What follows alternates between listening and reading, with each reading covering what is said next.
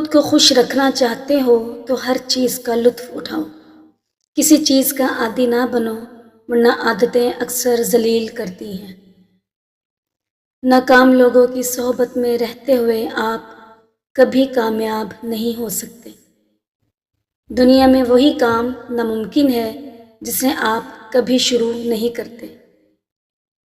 کوشش کے باوجود اگر مطلوبہ چیز حاصل نہ ہو تو سمجھ لیں کہ یہ میرے رب کا فیصلہ ہے، جو یقیناً میرے حق میں بہتر ہوگا۔ کہانیوں کے آخر میں سارے مسئلے ختم ہو جاتے ہیں، لیکن حقیقی زندگی میں مسائل کبھی ختم نہیں ہوتے۔ کیا آپ کو پتہ ہے، روٹی کا نوالا آپ پیسے سے نہیں کھاتے، قسمت سے کھاتے ہیں، اور خدا کی مرضی شامل نہ ہو تو وہی نوالا آپ کی جان بھی لے سکتا ہے۔ فیصلہ ریل کی پٹری کے کانٹے کی طرح ہوتا ہے۔ کانٹا غلط ہو جائے تو ایک لمحے میں منزل بدل جاتی ہے۔ دل کے صاف ہو جائیں، رب کو خاص ہو جائیں۔ جھوٹ بہت تیز دوڑتا ہے لیکن منزل پر سچ پہنچتا ہے۔ ہم اپنی انا کی وجہ سے ایک دوسرے سے روٹھے رہتے ہیں، جبکہ ہمارے اندر کا انسان ایک دوسرے سے صلح اور دوستی کرنا چاہتا ہے۔ اگر کسی انسان کو تمہاری وجہ سے تکلیف ہوتی ہے تو تمہارے سارے سجدے بیکار ہیں۔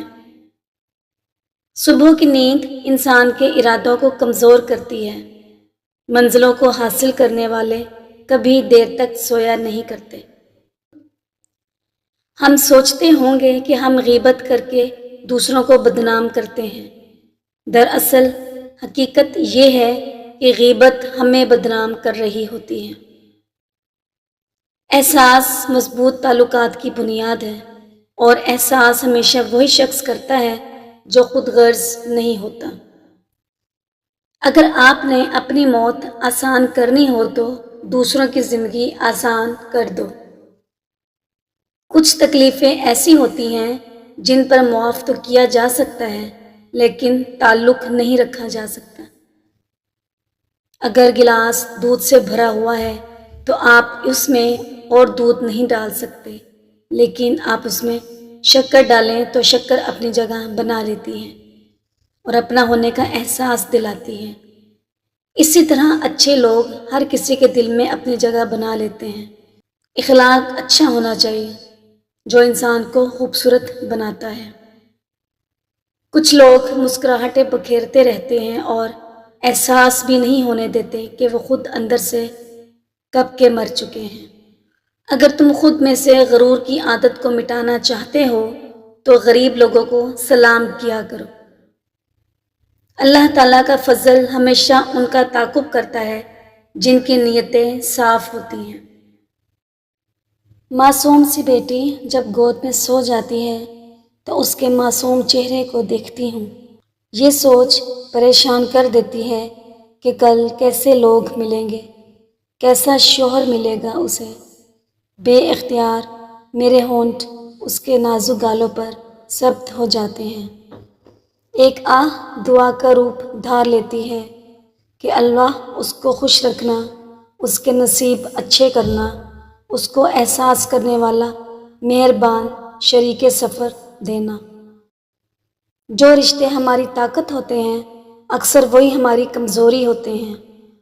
رشتہ خون کا ہو یا احساس کا، اس میں سے انا نہیں آنی چاہیے اور نہ ہی ضد، ورنہ رشتہ ہار جاتا ہے۔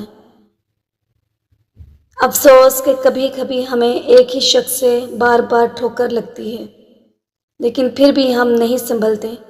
اس لیے نہیں کہ اذیت راس آ گئی ہوتی ہے، بس اس لیے کہ چاہے کچھ بھی ہو جائے ہم اس شخص سے محبت کرنا نہیں چھوڑتے۔ اگر کوئی شخص بار بار آپ کے پاس آئے اور بار بار آپ اسے اگنور کریں پھر بھی وہ آپ سے جڑا رہے تو خیال رکھیں اس کا، کیونکہ آپ اس کے لیے بہت خاص ہیں اور ہو سکتا ہے کہ اس کے پاس آپ جیسا کوئی بھی نہیں۔ شرم و حیا کی سیڑھی سے اگر عورت کا پاؤں پھسل جائے تو پورے گھر کی عزت داؤ پر لگ جاتی ہے۔ جس عورت کے پاؤں کی انگلیاں انگوٹھے سے لمبی ہوں، ایسی عورت شاطر اور تیز دماغ کی ہوتی ہے اور شوہر کو اپنا غلام بنانا خوب جانتی ہے۔ جو باتیں تکلیف دیتی ہیں انہیں دل میں رکھنے کی بجائے پاؤں کے نیچے رکھیں۔